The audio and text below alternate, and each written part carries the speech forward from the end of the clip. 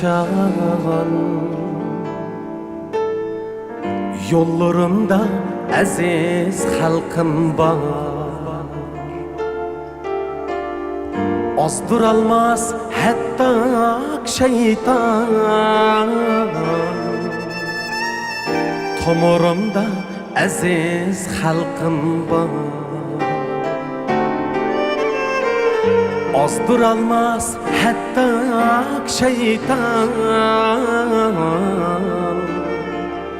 Tomurimda aziz halkım var.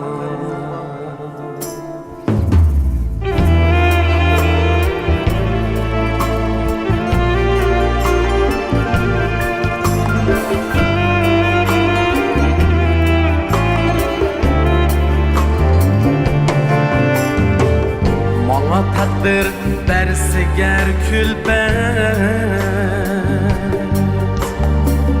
düşmanlarım yağdursa töhmet. Hikmetleri yar bular fakat, yollarımda aziz halkım var. Hikmetleri yar bular fakat, vücudumda aziz halkım var.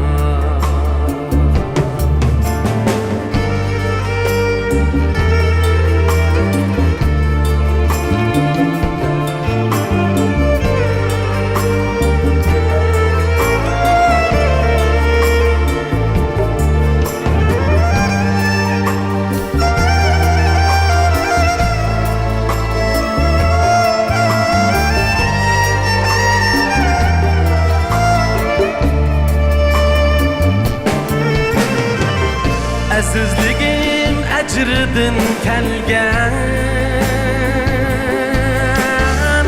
keçmişidin hem akıl bergen.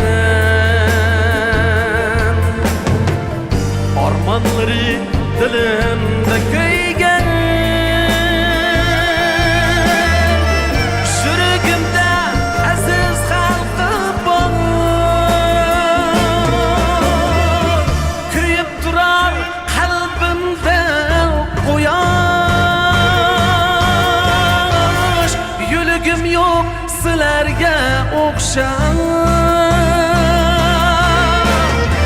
Yülügüm yok sizlerge okşar. Bulalsam ömürlük sırdaş, kuylarimda aziz halkım var.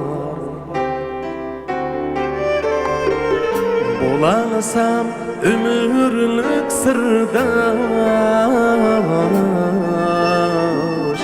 kuylarimda aziz halkım var.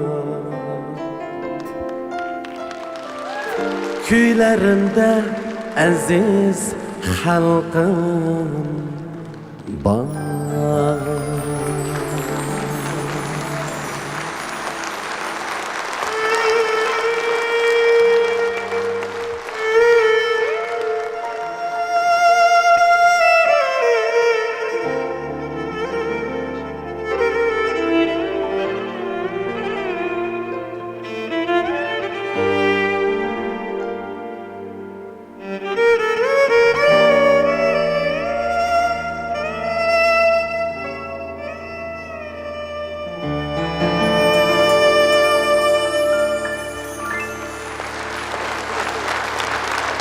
Rahmet.